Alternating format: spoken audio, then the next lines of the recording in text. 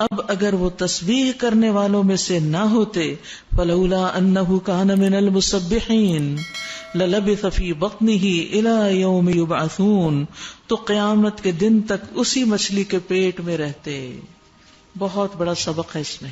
کیا کہ اس تسبیح کی وجہ سے وہ مچھلی کے پیٹ سے نکلے، مصیبت سے نجات پائی. کیا ہے تسبیح؟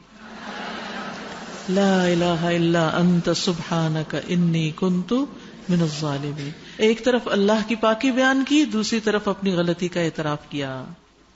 تو اللہ سبحانہ و تعالیٰ نے ہمیں خبر دی ہے کہ وہ وہاں تسبیح کر رہے تھے، وہ نماز نہیں پڑھ رہے تھے وہاں، یا کچھ اور نہیں کر رہے تھے، تسبیح کر رہے تھے، کیونکہ مچھلی کے پیٹ میں اور کیا کر سکتے تھے.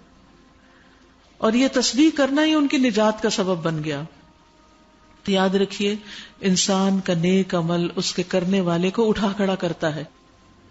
خوشحالی میں کی ہوئی عبادت تکلیف میں کام آتی ہے. جیسے عام دنوں میں اگر آپ اچھی غذا کھاتے ہیں نا اور آپ کی امیونٹی اچھی ہو تو اول تو جراثیم اثر نہیں کرتے، اور اگر کوئی انفیکشن ہو بھی جائے تو آپ جلدی ریکور کر لیتے ہیں. ادروائز کیا ہوتا ہے؟ اسی لیے آپ دیکھیں کہ بڑھاپے میں ریکوری بہت لیٹ ہوتی ہے، کیونکہ طاقت نہیں ہوتی جسم کے اندر. جسم خود فائٹ کرتا ہے نا بیماریوں سے، تو کر نہیں پاتا. تو یونس علیہ السلام پہلے بھی نیک کام کرتے تھے، بیچ میں تھوڑی سی غلطی ہو گئی، اور جب مچھلی کے پیٹ میں گئے تو کہا اللہ میری غلطی ہے، مجھ سے قصور ہوا. تو اللہ تعالیٰ نے ان کی سن لی. تو نیک اعمال جو ہوتے ہیں وہ انسان کی مصیبتوں کو دور کرنے کا ذریعہ بھی ہوتے ہیں. یاد کریے ان 3 لوگوں کا قصہ جو ایک سفر پہ جا رہے تھے، بارش ہوئی تو ایک غار میں چلے گئے، اور اتنے میں کیا ہوا، پتھر اوپر سے آ کے گرا اور دہانا بند ہو گیا اور وہ اندر قید ہو گئے.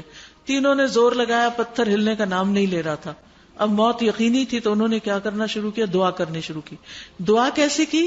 اپنے نیک عمل کو وسیلہ بنا کے، اللہ میں نے جو یہ اور یہ کام کیا تھا اس کی وجہ سے میری اس مشکل کو آسان کر دے. اسی لیے جب آپ چاہیں کہ آپ کی کوئی مشکل آسان ہو، ایک طرف تسبیحات، دوسری طرف صدقہ خیرات، اور ساتھ اس کے دعا. اور انہوں نے دعا کس طرح کی؟ حدیث میں آتا ہے اللہم ان کنت تعلم انی فعلت ذلک ابتغاء وجہک فافرج عنا. اے اللہ اگر تیرے نزدیک یہ کام میں نے تیرے چہرے کی خاطر کیا تھا، خالص نیت سے کیا تھا، تو اس کی وجہ سے اس چٹان کو آپ ہٹا دیجئے.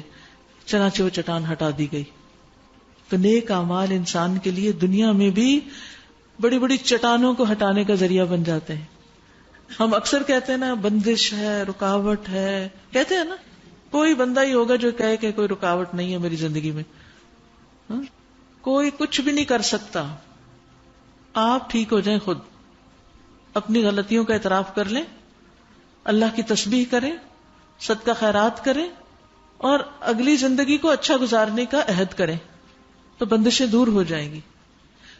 ہمارے یہ اپنے ہی گناہ ہوتے ہیں جو ہمارے لیے رکاوٹ بن جاتے ہیں. تو کثرت سے اللہ کی طرف رجوع کریں، نا امید نہ ہو، امید کے ساتھ، یقین کے ساتھ.